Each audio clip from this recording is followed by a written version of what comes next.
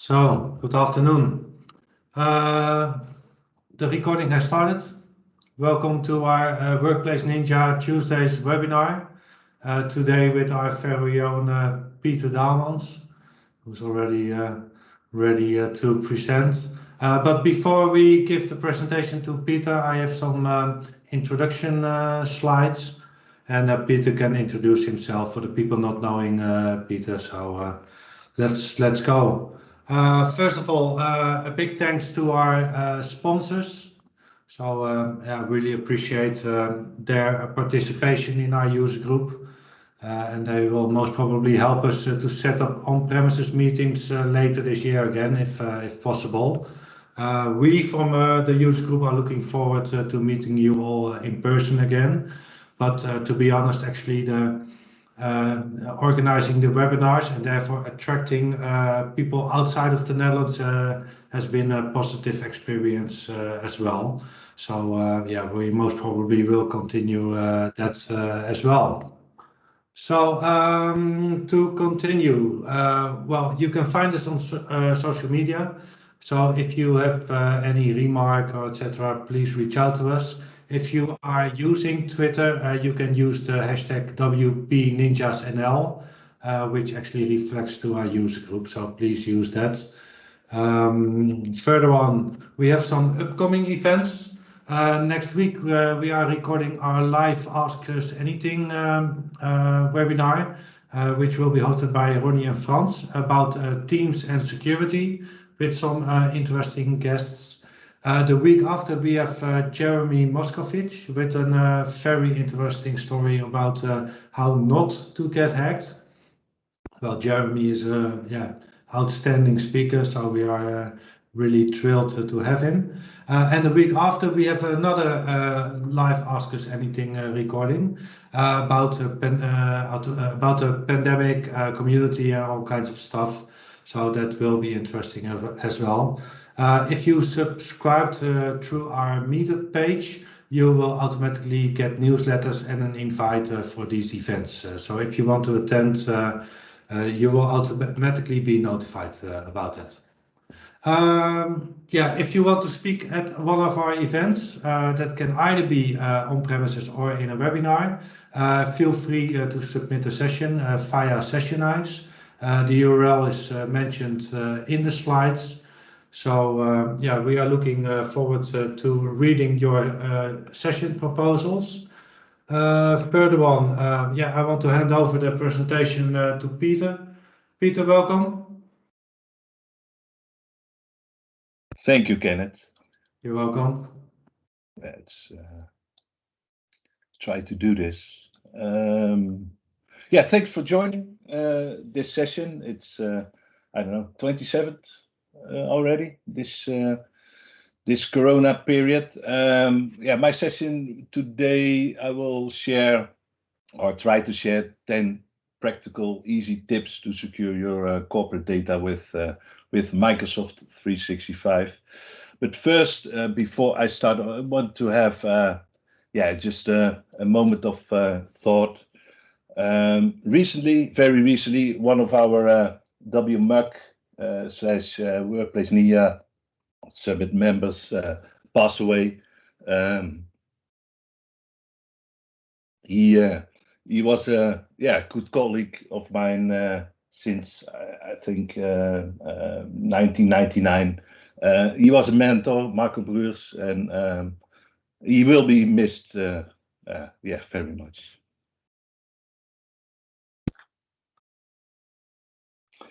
And now I need to switch.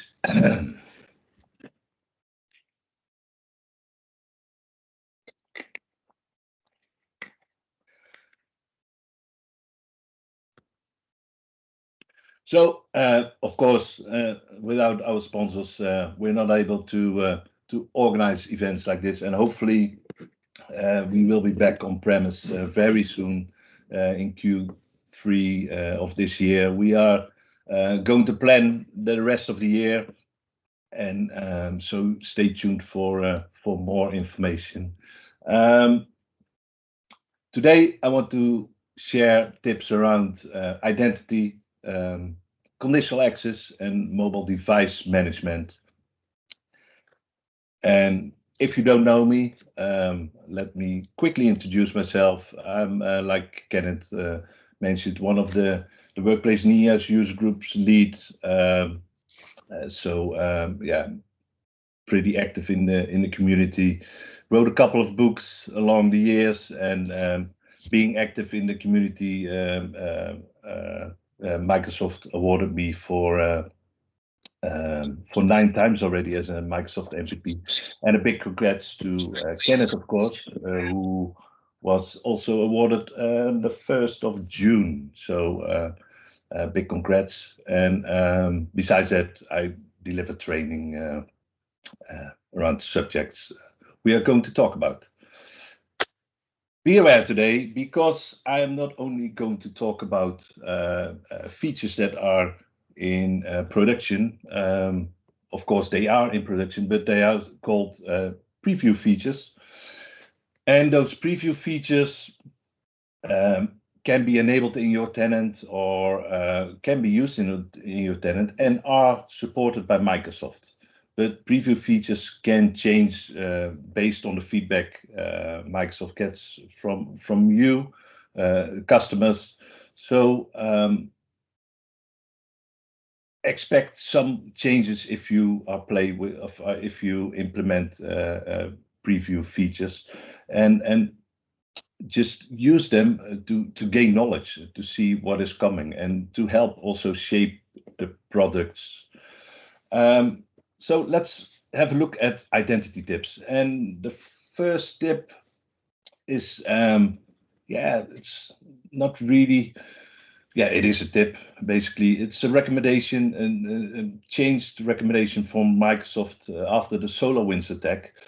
And I'm pretty sure that you all know that what the SolarWinds attack is all about. It was an on-premises breach, and basically, because of that breach, also a lot of cloud services were breached, because what we normally do is synchronize our on-premises identities from the local AD to Azure AD.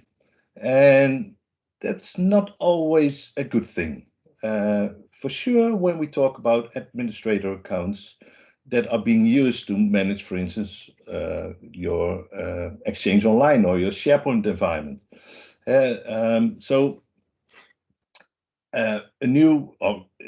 not really a new recommendation from Microsoft. It is an important recommendation. Isolate your Microsoft 365 accounts, administrator accounts, and make sure they are cloud-only accounts. And of course, protected by all the measurements you can use within Azure AD. But make sure that they are not synchronized accounts from your on-premises Active Directory. I know a lot of big companies have identity and access management systems, which basically require to request an on-premises account also for cloud admin permissions, but try to eliminate this as much as possible, and disable your federation trust for those accounts, which is basically meaning make sure that you use only cloud-only accounts. And of course, use always MFA. The reason why Microsoft is saying this, because what they learned is that, for instance, during the SolarWinds attack, it came across that the SAML signing token certificate was breached. And basically, if you have get a hold of that certificate, you basically can impersonate any user in your Azure AD, which is a bad thing.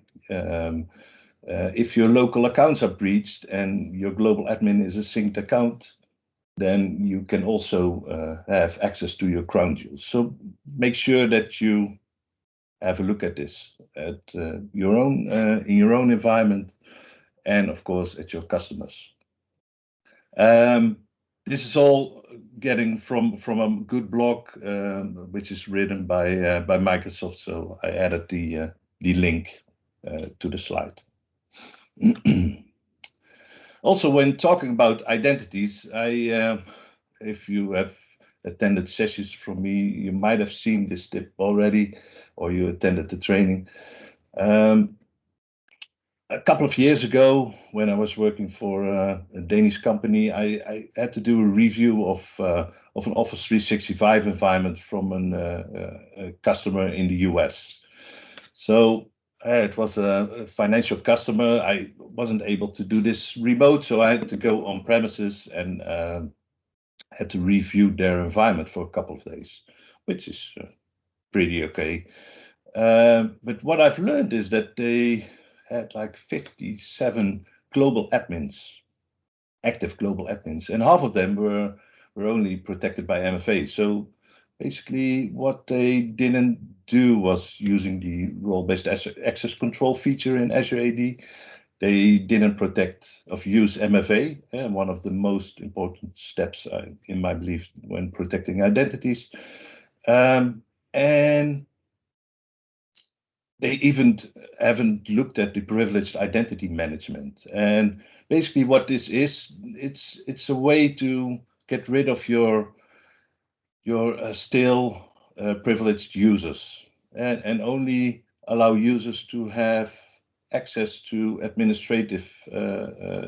do administrative tasks when they need it. So just to be on demand and just in time. So basically what happens is you log in as a normal user, which means a special cloud-only admin user, not your normal day-to-day user. You log into the portal and you request access for the global administrator role for a specific time to do your job. And after this time, it will automatically expire and the role will be revoked and you're back a normal user. This way, you have some kind of control. You can allow the user to go to the workflow without any approval, but you can also add approval steps along the way. But you can also schedule, for instance, an administrative role to be added for next Saturday at 1 p.m. because you need to execute a change for this. And everything is logged in the audit log. So also if you have risk and compliance departments, they can use this to see when is which user requesting what role for what purpose. In my belief, a good thing which you should use if you have, of course, Azure AD P2 license for your administrative accounts or EMS E5 license. Also, something new which is in preview is the temporary access pass. And the temporary access pass, I think the main scenario where you can use this is when you basically are going or moving away from using passwords. In a passwordless environment, users don't know their password but have a key to log in, and they need to at one point register their key. So they need to have some kind of way to log into the portal and add their multi-factor authentication step. I know that the main reason is passwordless authentication scenarios, but also when just using MFA and for some reason you lost your mobile phone and you don't have a backup MFA option, then you can also use this feature to get a temporary access and add another MFA method of another authentication method to your user account, so that you can use your logon, so that you can log on again. You can configure this temporary access pass for just a limited time, and currently it's only you're only able to use this one time. So after you use the access pass, it will expire. Of course, you can also configure a delayed start if you need to have access later on the day when you're home, for instance. So with tips, a lot of demos combined. So let's first have a look at my tenant, and let's see my admin account. I'm logged in with Peter minus admin. And if we look at my account, we will see that I don't have any role currently assigned, or not a really important role which I need. I am a desktop analytics administrator, which is it's permanently assigned. But for my demos, I need to have a little bit more permissions. I need to have the global administrator role. If you have those roles active, you can extend or update the assignments. But if you need to have access, we need to go to Azure AD Privilege Identity and Management, and then we want to activate, in this case, the global admin role for my account. Of course, like I said, I can schedule this to be activated in the future. I can allow 1 hour or maybe more hours. And I need to, in this case, give a reason. So if I click activate, then the stages of the activation will go through 3 stages and really automatically. But as an administrator, you might want to also add an approval step or add other information. And you can also tune this, of course. You might want to have not only a reason to access the global administrator role, but you might also want to have a ticket ID or some kind of issue ID or problem ID, which you can add, so they can relate it to the real issue you want to fix at that time. So now I have access to this role. If we go back to users and go to the administrator assigned roles, then you see that I now have a global admin role with the start time and the end time. And Kenneth already seen it earlier today. I'm using the US times here. So I'm 8 hours behind or whatever. Yeah, something like that. Or 9 hours even. Now that I have access, I can do anything I want to do, and I need access for my next demo. For regards to the temporary access pass, I recorded a demo. So in this case, I have a user where I lost basically my MFA method.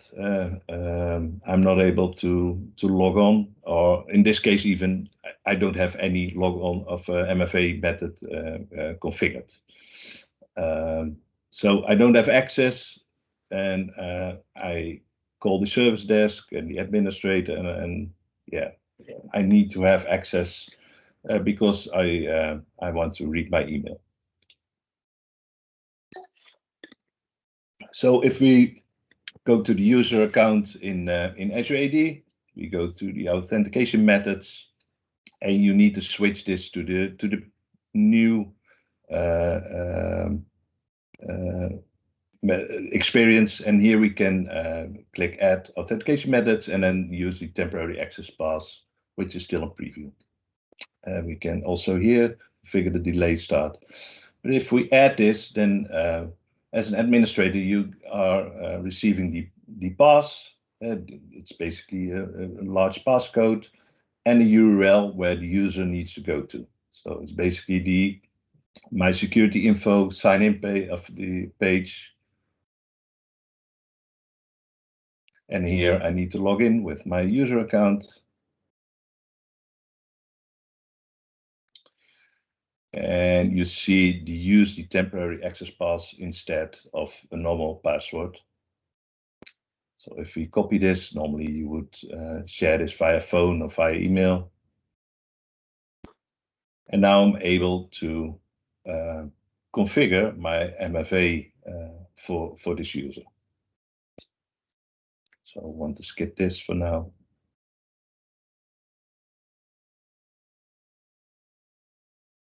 If we go to Add Methods and click Use of Authentication app, of Authenticator app, we are able to configure the authentication app, Authenticator app.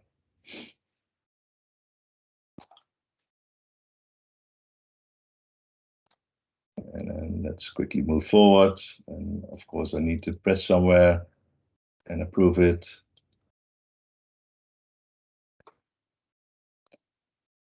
So if we go back to outlook.office.com to sign in, we will see that that I'm able to log in again and use the MFA. So it's a pretty secure way of allowing users to access their environment again. If for some reason they don't have access to their MFA, or when the passwordless authentication device failed or is lost, and now we have access again.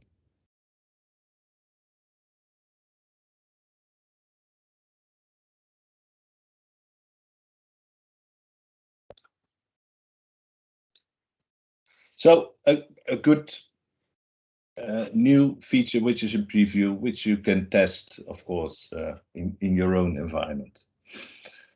For conditional access, which is already in preview for a long time, is continuous access evaluation. And normally, your access would have been re-evaluated every hour, your access token every hour, and if nothing changed, then it was going to be extended again. But with the continuous access evaluation, Microsoft added a lot of more triggers where that could, for instance, make sure that your login environment was changed because a risk was detected, and based on the fact that the risk was detected, the continuous access evaluation would make sure that via conditional access was being blocked instead of after 1 hour. It's mainly being done direct. Also, if a user revokes all the refresh tokens of the administrator revokes all the refresh tokens of a user, or when an account password was changed or a user account was disabled, this normally could take a pretty long time. And I know Microsoft also invested in speeding things up, but the continuous access evaluation makes sure that everything is not real time, but nearly real time. Yeah, your access tokens are being revoked if something happens like this. And I removed the preview tag because recently, last month, we got an email, and all your global admins got an email that as from last week, Microsoft is enabling rolling out this feature in your tenant if you don't do anything. So if you haven't touched this feature, it will be enabled automatically as from last week until the 30th of September. If you don't want to use this in your tenant, I don't know any reason why you shouldn't use this. But if there are valid reasons, you need to explicitly disable this this feature. So make sure to act on this. Otherwise, you may run into issues because of maybe legacy authentication stuff. Another preview feature is, which I'm a big fan of, is conditional access and app protection without enrollment, and a way to force the usage of the Microsoft Intune managed and protected apps is by using conditional access and by using the require approved client app, and together with the require app protection policy, which is already in preview for a long time.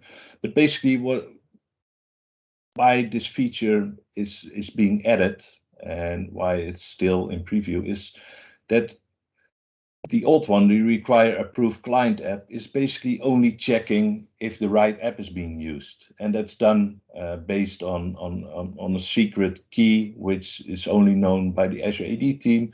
So if Outlook is being used, the Azure AD team can identify that the app is Outlook and not some kind of other spoofed app. But for some reason, maybe due to timeouts or because of the fact that your app protection policies are not targeted correctly, or your users don't have an Intune license, the apps will never be protected. And then you will end up in figures like this, where half of your environment is protected and the rest of the environment of the rest of the users are not protected. And if you have a focus on enabling users to use their bring your own device and secure the apps and not the complete device, then yeah, this is a really important addition to have, and hopefully it will be rolled out in the near future. Basically, how this works, if we look at the old one, the require approved client app, a user logs into Azure AD, and the Azure AD checks to see what app is being used. If it's a correct app, then the access token will be issued, and you will have access to your, in this case, Exchange Online mail. What will be the future is that the user logs into Azure AD again. At the same time, or just after that, Azure AD will check with Intune if the app that is being used, if it's reported as protected. You have those reports in Intune that state, okay, this app is being protected or not. If the app is protected, and only then an access token will be issued. If the app is not protected, then you will receive a message that the access will be blocked. And this is a much better way to make sure that a protected app is being used. You can use them side by side. If the require app protection policy is being rolled out through all apps or supported by all apps, but you can use them also side by side, because the require approved client app is basically a fixed list of Microsoft apps, and the require app protection policy is a list where also third-party vendors can make use of. So if, for instance, now already the 9 mail app for Android is being supported. So if you use them together, you can make sure that only the Microsoft apps are being used and that they are protected at the same time. So in the future, it might be a good thing to use them both if you want to make sure that third-party mail apps, for instance, are not being used. Released recently, or it is in preview, and I forgot to add a preview tag, is the conditional access filters. And basically what we can do with this is create a conditional access rule that is applicable for maybe the majority of users or devices, and basically make an exclusion for instance, a device which is using Android device administration. I have a Yealink desk phone here, purely a test device. We all know that if you are using into MDM, that Android is moving towards Android Enterprise, and that they are deprecating or they have deprecated Android device administration. But all those Teams phones based on Android are still based on that old model. So in this case, you could, for instance, make sure that everybody needs to have a compliant device or needs to use MFA, but you can exclude based on a device manufacturer a group of devices that can bypass this conditional access policy. I think I need to add a wish to their user voice to make the distinction between corporate devices and personal devices, where you can maybe that we can finally also, for instance, enroll the iPhones, but let them use app protection without enrollment on an Android on an iPad, because that's easier, and that's often a private device. So again, demo time. Let's first do a short video again.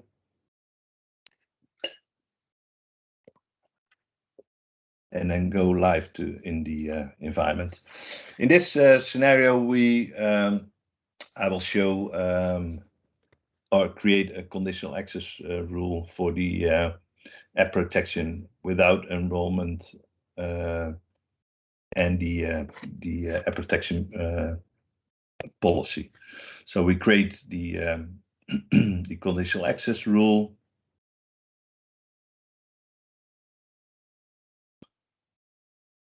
In this case, just to all users. And if you have seen sessions from Kenneth about conditional access, we all know that you shouldn't use all users and all cloud apps without exclusions. Otherwise, you might lock yourself out, and you don't want to do that because you need to call Microsoft. But in this case, we create a conditional access rule, which is especially used for Android and iOS, because only those apps we can use app protection, the app protection policies we're talking about. This rule is only applicable for browser and modern authentication clients. And here we have the grant access controls, which we are talking about, the require approved client app and the require app protection policy.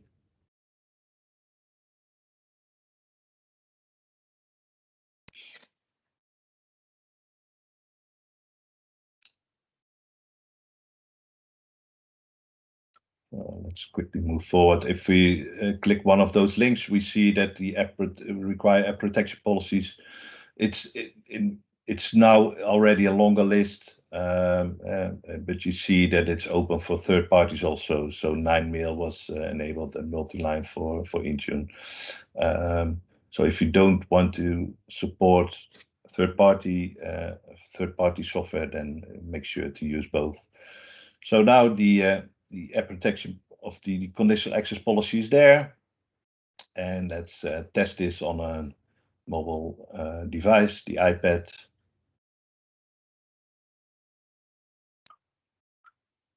And here we see that it's not managed. So we're using app protection without enrollment. If we look of open Outlook, then we need to configure the account information.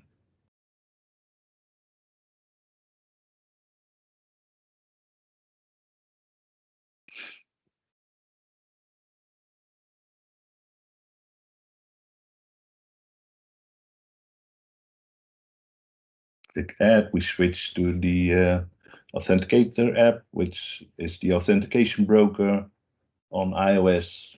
And the app status is being checked.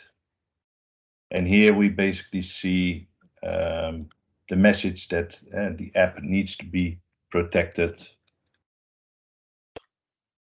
with an Intune policy before I'm allowed access to the app. So we zoom out again and proceed. Yeah, we need to fix this. So for some reason, something went wrong in the provisioning process or in the process assigning the app protection policies. So if we move forward a little bit,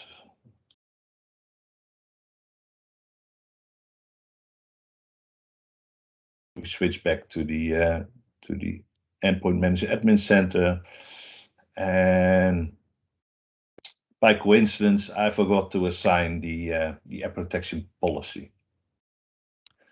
So that's something you need to do, otherwise your apps are not protected. And in this case, we are blocked instead of conditional access allowing us access because the right app is being used. So we select a group which at least holds licensed users.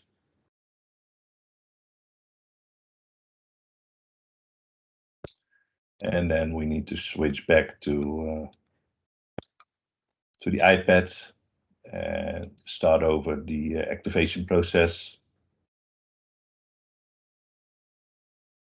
So we sign in again via the Authenticator app. And then we will see that we can add another account also. So in this case, the authentication went well, and the app will be protected with the app protection policy. So we need to close the app and continue the process, which is what we definitely want.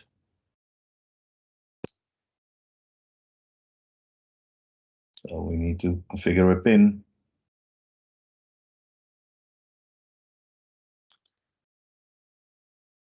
And we have access.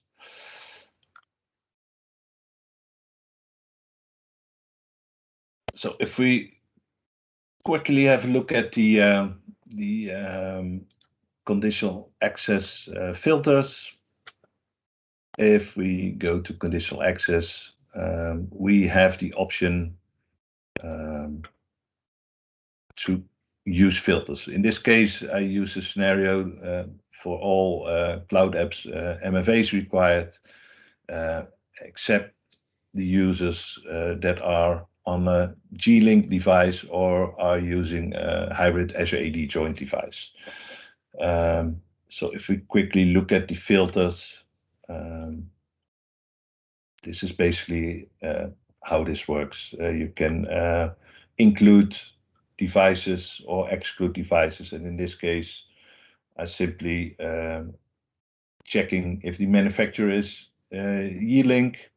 If that's true, then the users are excluded from this conditional access rule, and they are allowed in, or when the trust type is hybrid Azure AD join.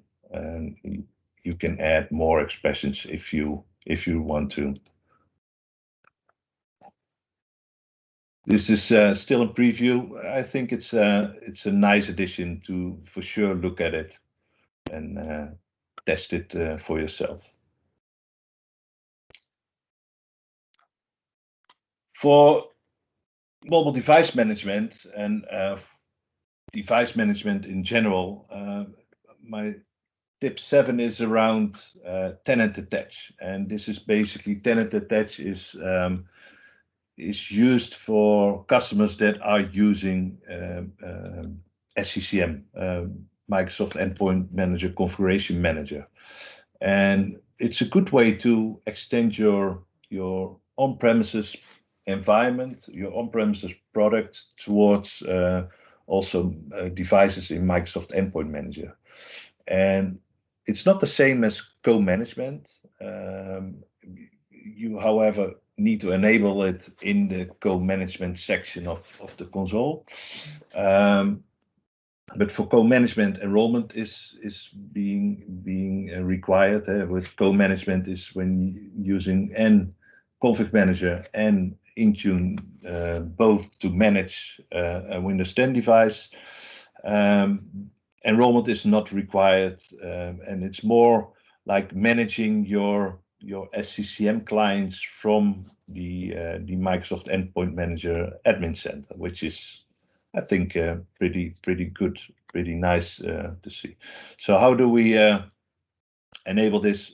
We need to configure it as part of co-management, but you don't need to enable co-management, and we need to enable the fact that the devices in SCCM are being uploaded to your Microsoft Endpoint Manager Admin Center. And one really important thing which contradicts my first tip is that you need to make sure that your Microsoft Endpoint Manager admin, your Intune admin, also has permissions in Config Manager. And the one thing that Config Manager currently is not able to do is allow access for cloud-only accounts. So if you want to use this, you need to have a synchronized account. You don't need to have a lot of access in Config Manager, so that's the good thing about it. But the product team is aware of this, and they are working on this. Not sure when this will happen, but they are at least aware of the fact that a lot of customers don't have synchronized admin accounts anymore.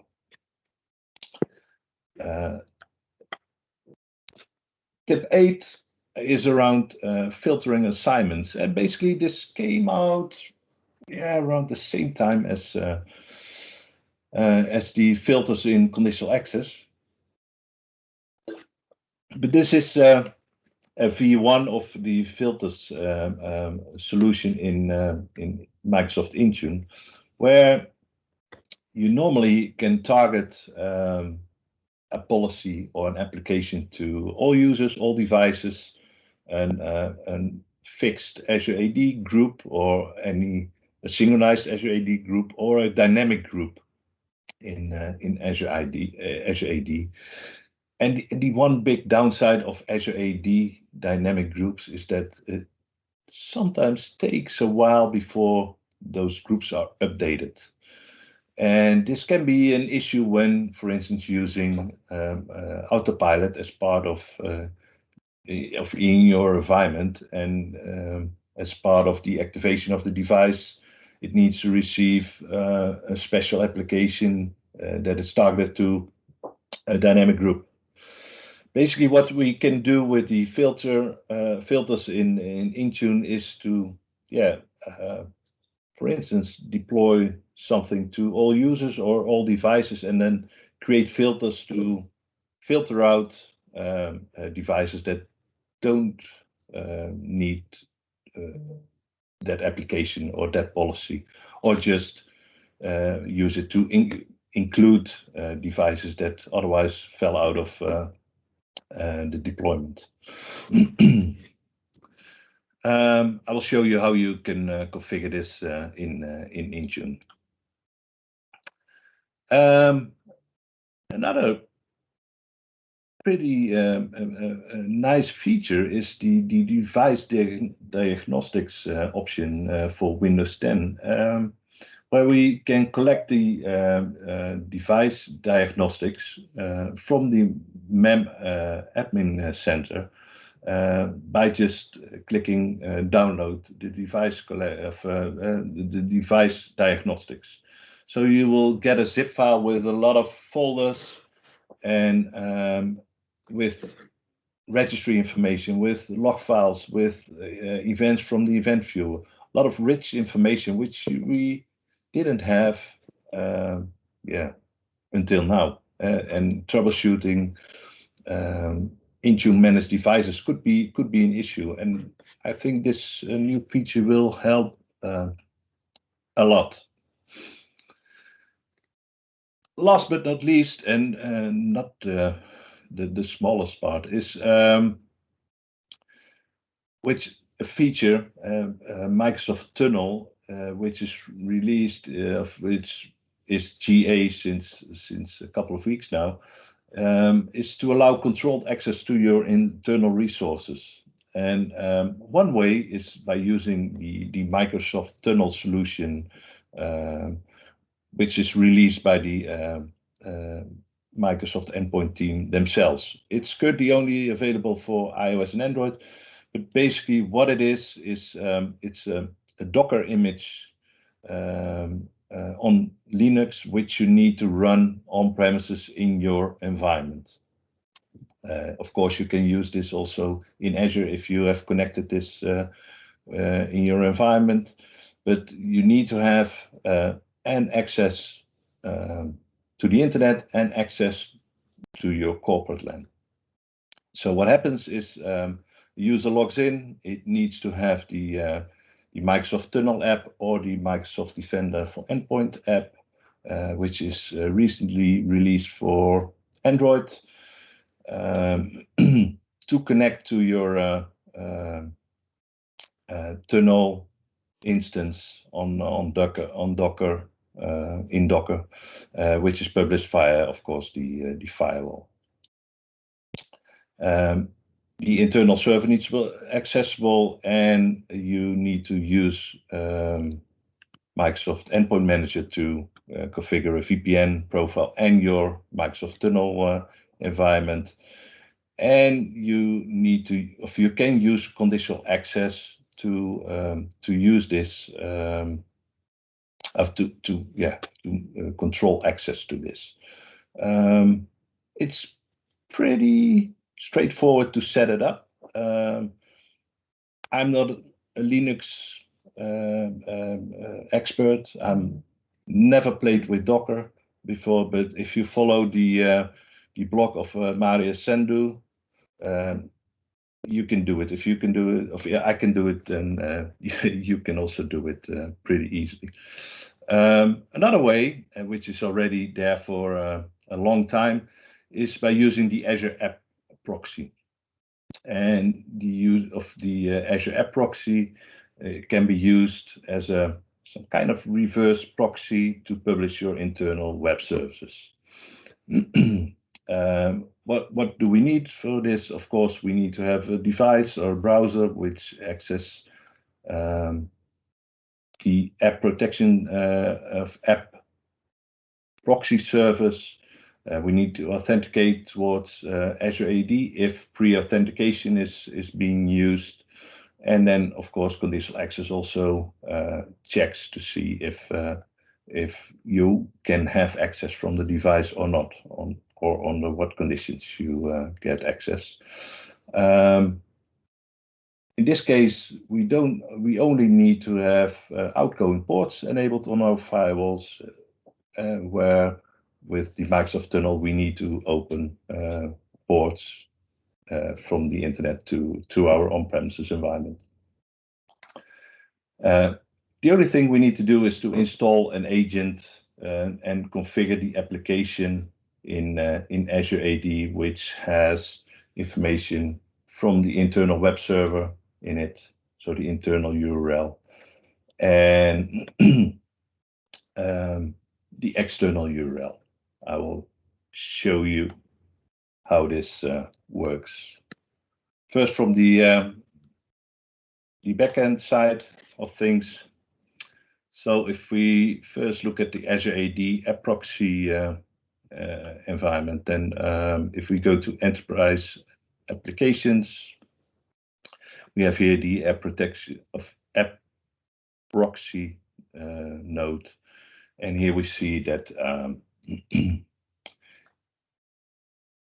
this is the instance which is running in my environment. So my App Proxy agent runs on this server, and it is active currently. If you want to publish an internal server, internal website, you configure, like I said, an internal URL and an external URL. And by default, this external URL will be based on something like this, msappproxy.net. But if you have your own certificates, you can also use your own domain name. So in my case, I'm using internal.daalmanslab.com. I enable pre-authentication using the connector. If you have more connectors, then you can create groups to support different services, and we can configure things around cookies and stuff. For a simple app, it's pretty straightforward, and you can easily test this. Of course, if you have a more advanced app, you can add single sign-on based on SAML or password-based, etc., etc. So you can extend this enormously.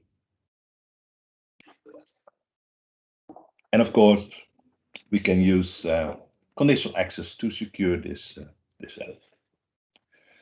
If we look at the endpoint manager side,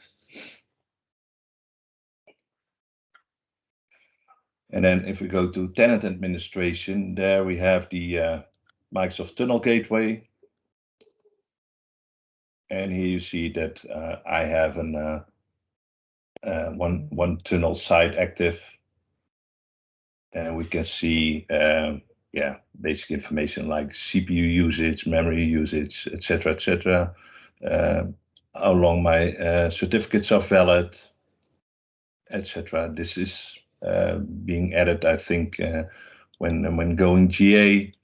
I need to configure the server side of things, split tunneling, my internal IP address range, which server port is being used, my DNS service, exclude rules of IP ranges if I want to. Of course, need to configure a site with a public FQDN and the certificate, of course. It is from Intune side pretty straightforward. The VM that's being used is just one on Hyper-V, and it's an Ubuntu. And if you follow just the step-by-step guide, it is, like I said, pretty straightforward. So if we look at the end user side of things, then let's quickly share my iPad. And hopefully this will work. Yep, there it is. Here we have the Microsoft Tunnel app, which is currently not connected.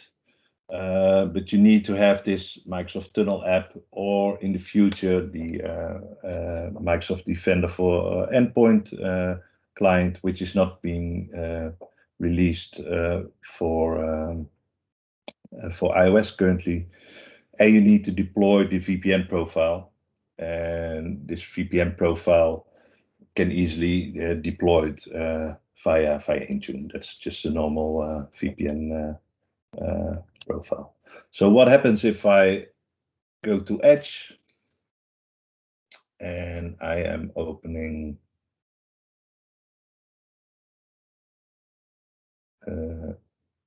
the internal one, of the internal one. If you look closely, and hopefully I can use zoom it, this is an internal IP address. So this is a website which is published via the Microsoft tunnel, and here you see that the VPN is being started as part of an opening Microsoft Edge.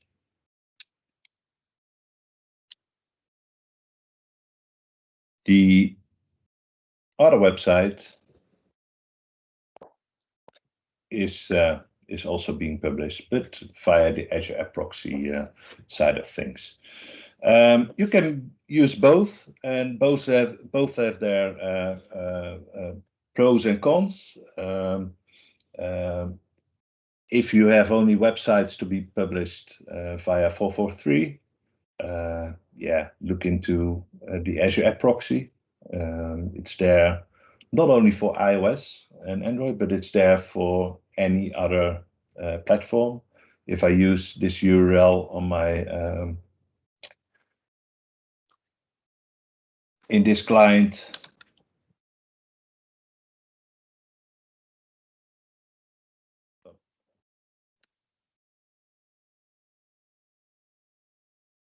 then I am also getting access or being blocked based on the conditional access rules. And in this case, I'm blocked because I'm not allowed to use this from a non-managed device.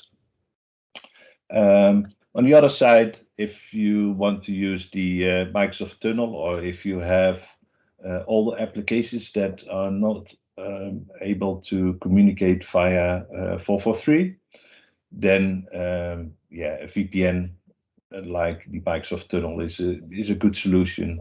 And so make sure to test this. So we're almost on the top of the hour. Let's quickly have a look at the TenantAttach,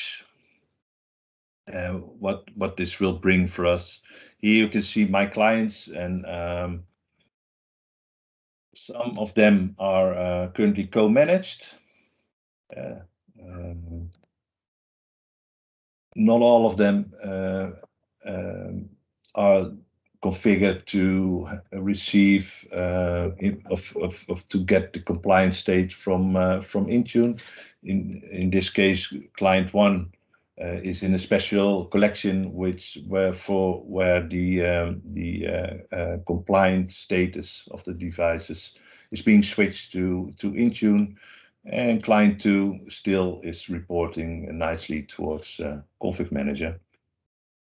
But there are also other clients that are just being managed by Config Manager, like my CM server. I'm synchronizing, in this case, everything. And I have my Intune managed clients, which can be Windows, but it can also be iOS or iPadOS. So it's a variety of devices. What TenantAttach will bring, and let me choose this one, is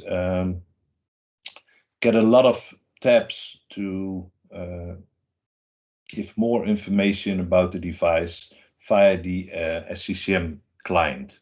For instance, if I click Collections Preview, then it will show after a couple of seconds all the collections to which in which this client is a member of. So client 2 is in a collection called MemCM Collection Sync, and in Windows 10 all updates.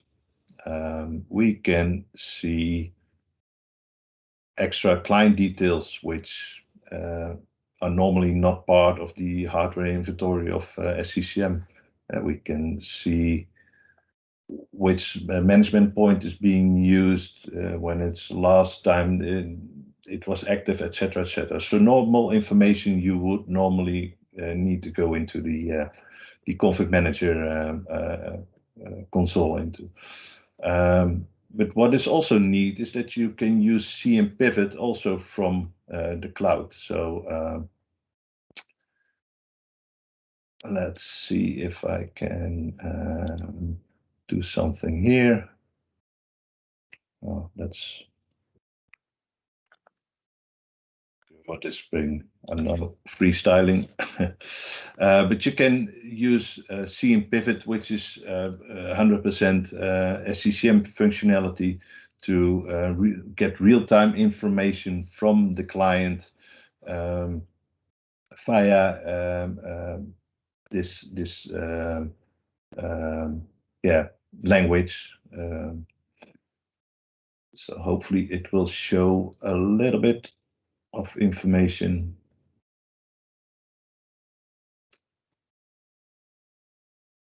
And there it is.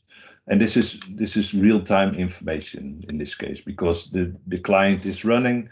If it wasn't running, it would have been getting the information from the hardware inventory. But it's a good extension of SCCM, and it's the same for the Resource Explorer, which you normally only have on-prem.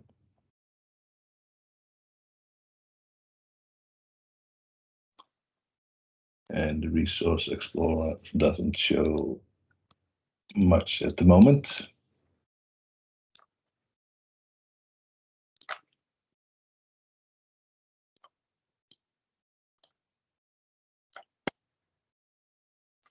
With that, of course, first of all, thanks for joining me.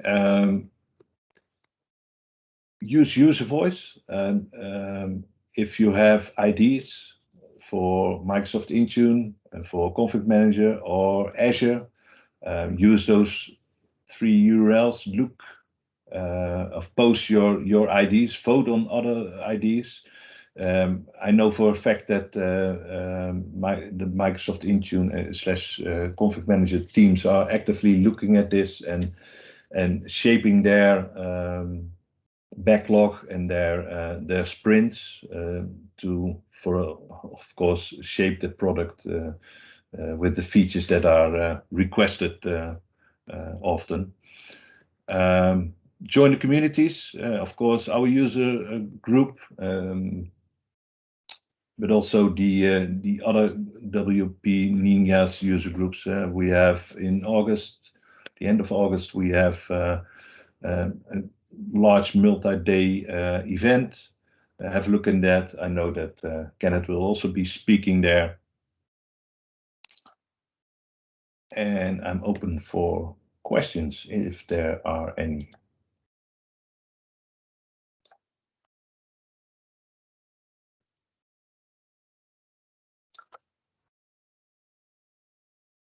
Oh, thanks, Peter. Based on the comments, I don't see any questions popping up.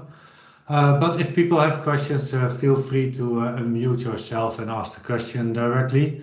You can also ask question by chat if that's more comfortable for you as well. So I guess we reserve a little bit time for that. And if no one has questions, well, you probably know how to reach out to Peter and ask maybe tomorrow or maybe some other time. Yeah, exactly. Just tweet, email. I will be online most of the days.